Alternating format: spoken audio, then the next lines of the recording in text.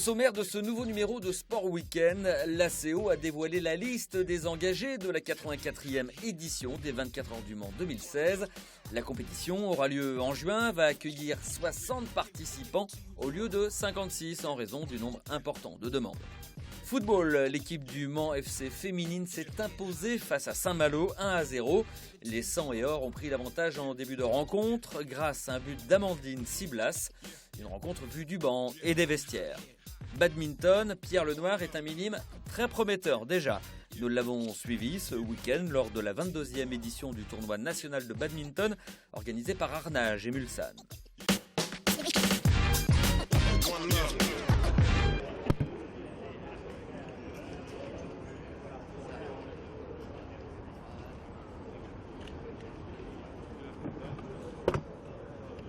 Aujourd'hui, avenue Gabriel, donc juste derrière les jardins du président de la République, la Ford GT40 GT qu'on va voir aux prochaines 24 heures du Mans est avancée avec deux autres modèles. Aujourd'hui, c'est un petit peu la rampe de lancement, la journée de présentation des 24 heures du Mans, du championnat du monde et de l'Européenne Le Mans Series. C'est aujourd'hui qu'on va connaître toutes les forces en présence pour la saison 2016. C'est aujourd'hui qu'on va connaître les nouvelles voitures, qui vont les surprises aussi, ainsi que de nouveaux pilotes qui aujourd'hui entrent en scène dans le domaine de l'endurance. C'est vraiment le coup d'envoi de la saison, même si la première course du championnat ne va avoir lieu finalement qu'au mois d'avril à Silverstone. Au préalable, il y aura forcément les journées test au circuit du Paul Ricard, mais cette journée parisienne marque vraiment le grand lancement de la saison 2016.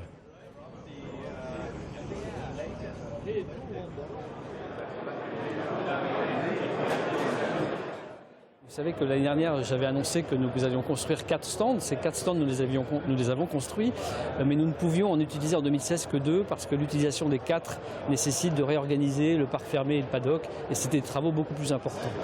Maintenant, devant la qualité et le nombre d'engagés pour Le Mans, nous avons décidé de repousser les montagnes, et donc nous avons réorganisé complètement le parc fermé d'une autre façon que nous l'avions prévu au départ, de façon à accepter ces 60 voitures. Nous avons fait une voiture complètement neuve pour 2016.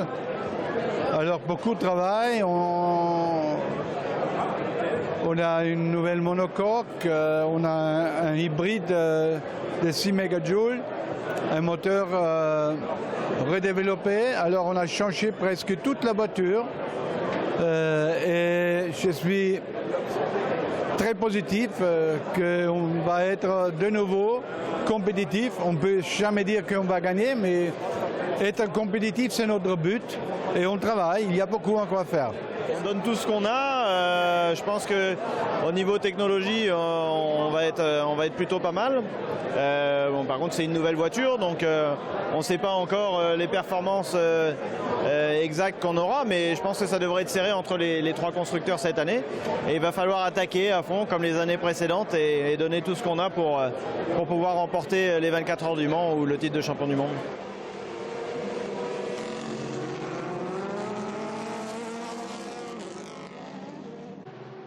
Nous avons une sorte d'obsession qui s'est développée, je dois dire, chez Toyota et dans notre team, de gagner finalement ces 24 heures du Mans, parce qu'en fait, l'histoire montre qu'il y a une sorte de malédiction sur les attaques Toyota au Mans. Un grand nombre de deuxième places, et vraiment on en a assez des deuxièmes places, donc clairement notre objectif va être la victoire, mais on sait très bien qu'entre se donner un objectif et le réaliser, il y a vraiment une grande marge, et pour l'instant, je dirais, nous sommes vraiment à fond dans la préparation de la voiture qui va nous donner quelques espoirs.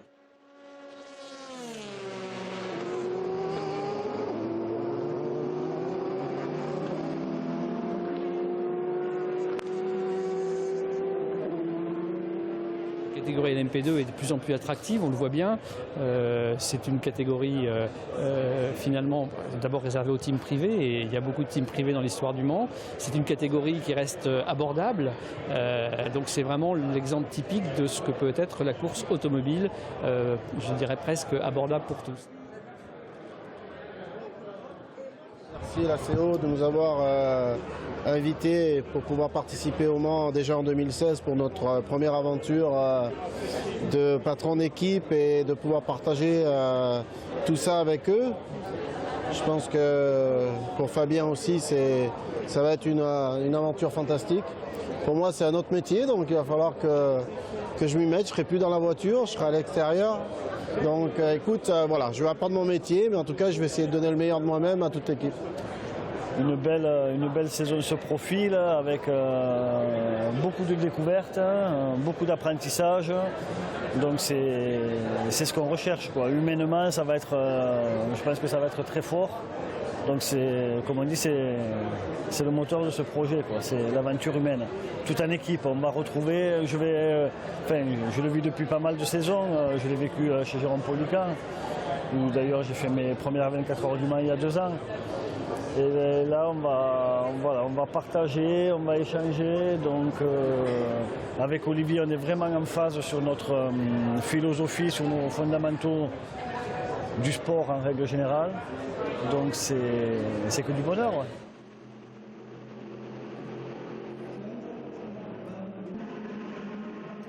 On est en train de monter en puissance, effectivement. On a gagné le titre du championnat du monde en LMP2 l'année dernière. On démarre la saison avec une victoire à Daytona. Voilà, on a un gros succès avec le LMP3. On va avoir une vingtaine de voitures de LMP3 sur la grille de l'ELMS. C'est effectivement aujourd'hui le développement d'une entreprise. On est en train d'en voir les effets sur un plan sportif. Les objectifs, en fait, Ford, c'est leur retour au Mans. Donc ce sera une première année pour nous, mais voilà, le but c'est de bien faire, même dès la première année. Je pense qu'on a une voiture assez exceptionnelle. Et voilà, il faut rester humble. On sait que ça ne sera pas facile de gagner, mais en tout cas, Ford revient pour ça en tout cas.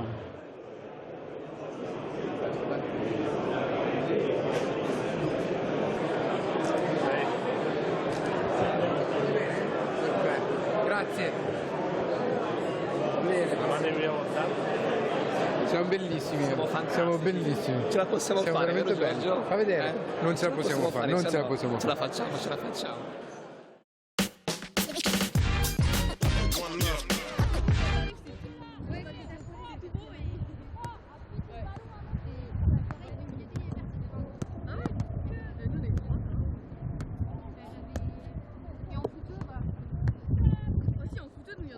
C'est le deuxième match de la nouvelle équipe qu'on a été amené à reconstruire suite aux événements que nous avons tous connus. Donc c'est le premier match à domicile. Le premier avait lieu à Bordeaux, on n'avait pas beaucoup d'espoir sur le résultat, même s'ils ont fait un très bon match.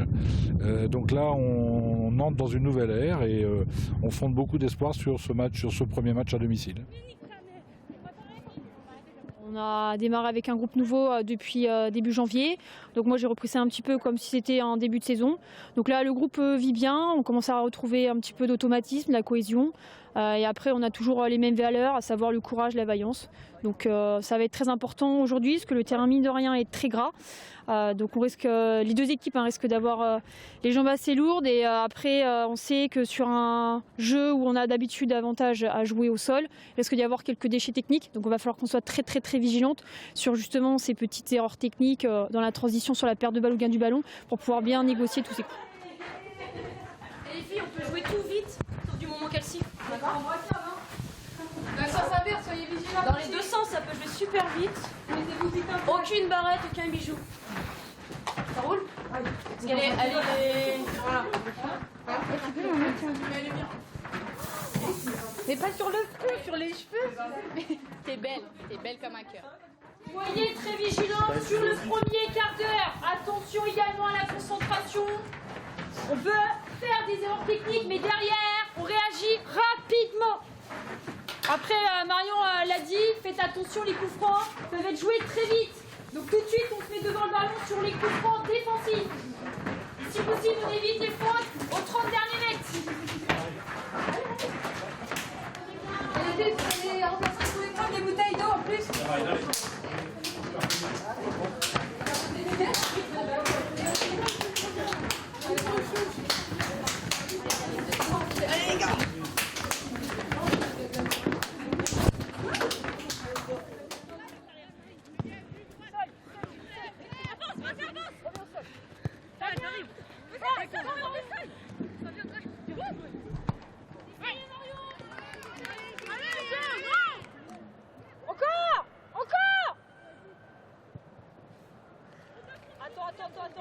Attends.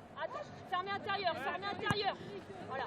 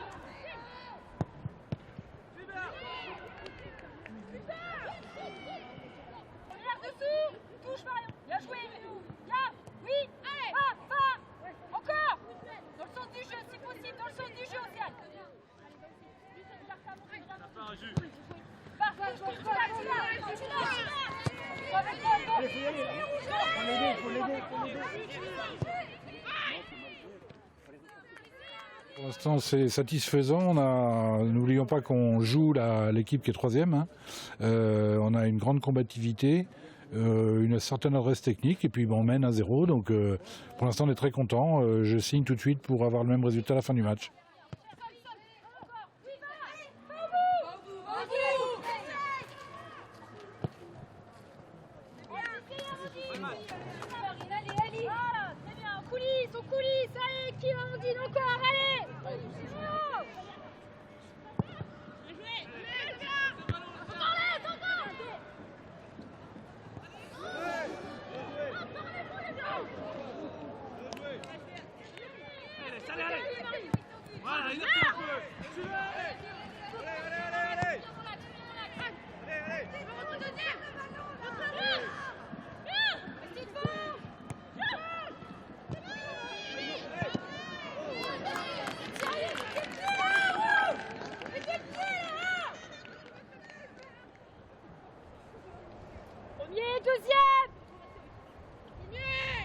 Deuxième rouge.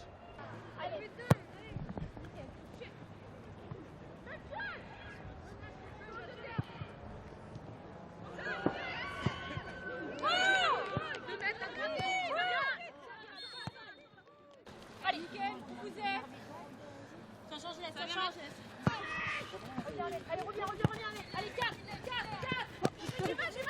Allez, je m'arrête. Deuxième. Allez, petite rouge. Allez,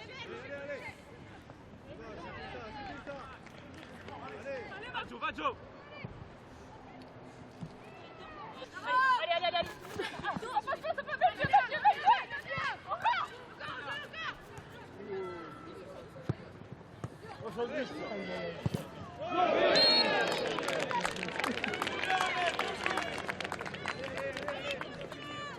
Allez, vous allez aussi, jusqu'au bout.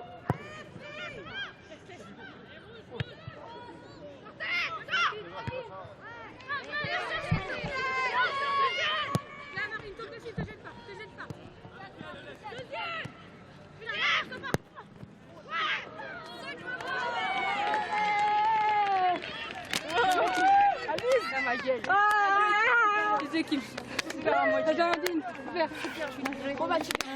Super, allez, c'est ça là. Allez, super, Amel.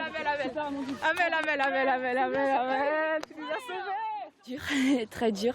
Heureusement qu'on a marqué en première mi-temps assez vite. Et après, il a fallu tenir, quoi. On n'avait pas le choix, quoi. Du coup, c'était vraiment à l'arrache, mais la victoire est là, donc c'est le principal, quoi. Match très positif, avec un gros état d'esprit, des filles qui n'ont rien lâché de A à Z. Une bonne équipe en face, mais je pense qu'on l'a gagné collectivement ce match. Je pense que cette victoire, on a été la chercher au cœur. On le savait de toute façon qu'il fallait qu'on joue sur notre vitesse, donc c'est ce qu'on a fait en première mi-temps. On a su gérer les contres correctement, on a su trouver jouer appui. Amandine a bien terminé derrière, et ensuite derrière, on s'est encore en deuxième mi-temps créé quelques occasions. On aurait pu gagner le 2-0. Et ce qui fait notre force, c'est notre bloc défensif, et on est resté très solide défensivement. Voilà. Donc je tiens à féliciter toutes les joueuses qui ont fait preuve vraiment de vaillance et de courage, et je suis très fière d'elles aujourd'hui. C'est une journée effectivement très favorable. Voir l'équipe des deux filles gagner ce match contre Saint-Malo, qui est quand même été 3e. On avait perdu à domicile chez eux. Aujourd'hui avec une équipe de jeunes filles qui a une moyenne d'âge de 18 ans. Ils ont joué avec toute leur qualité, leur abnégation.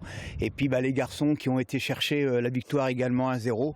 Et ce qui permet ce soir d'être premier au niveau de la CFA2. Donc que du bonheur. Le petite fausse note, mais bon, on ne sait pas combien ça s'est terminé. Mais l'équipe DH garçons perdait 3-1 contre la Flèche.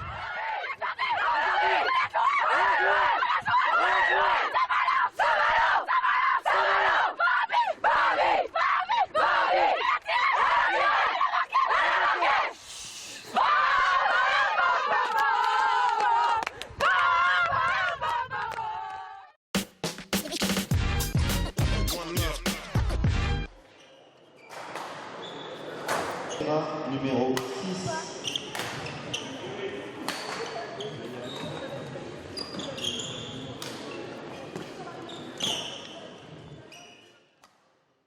Ça fait à peu près 6 ans que je fais du bad. Donc j'ai commencé à l'âge de 7 ans. Je m'entraîne depuis toujours au club de Mulsanne. Là je suis parti cette année dans un pôle espoir à Nantes. Un pôle espoir, c'est en gros on s'entraîne tous les jours, on a à peu près pour 10 heures d'entraînement par jour, enfin par semaine.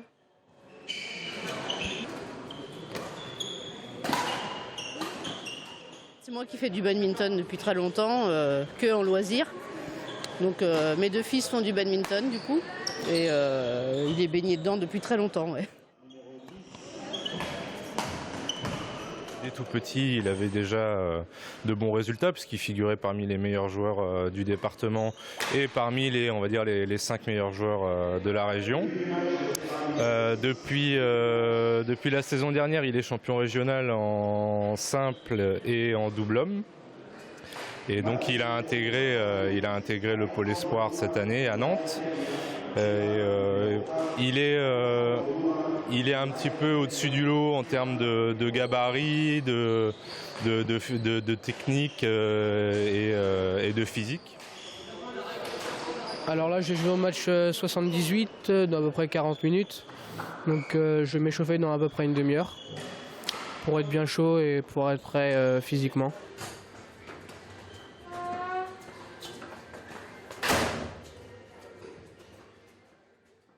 C'est un joueur techniquement qui est très doué, donc ça fait partie de ses qualités et défauts, parce qu'en fait quand on a des qualités, des dons d'ailleurs pour jouer techniquement, des fois on est un peu plus nonchalant.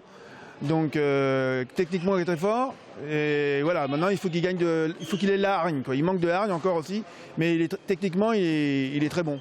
Tu as fait quoi sur ton premier match? J'ai gagné. En 2 ou 3-7? En 2-7. Facilement. Premier set, j'ai eu du mal à démarrer. À la deuxième partie de set, j'ai gagné facilement. Et deuxième set, j'ai bien gagné aussi facilement. Qu'est-ce qui a fait la différence d'après toi, là où tu étais supérieur et là où tu as eu plus de mal? Je sais pas, au premier set, vu que c'était le démarrage, tout ça, au début, première partie de set, j'ai pas très bien joué. Il gagnait 11-5. Et après, j'ai réussi à bien remonter. J'ai dû mettre 21-12 ou un truc comme ça. Donc j'ai bien remonté. Son gros défaut, ça reste encore le mental. Il a progressé un petit peu, mais encore un petit peu friable mentalement. Pour cette année, j'aimerais bien faire une finale au championnat de France. Et pour l'avenir, pour l'instant, je sais pas, je vais voir.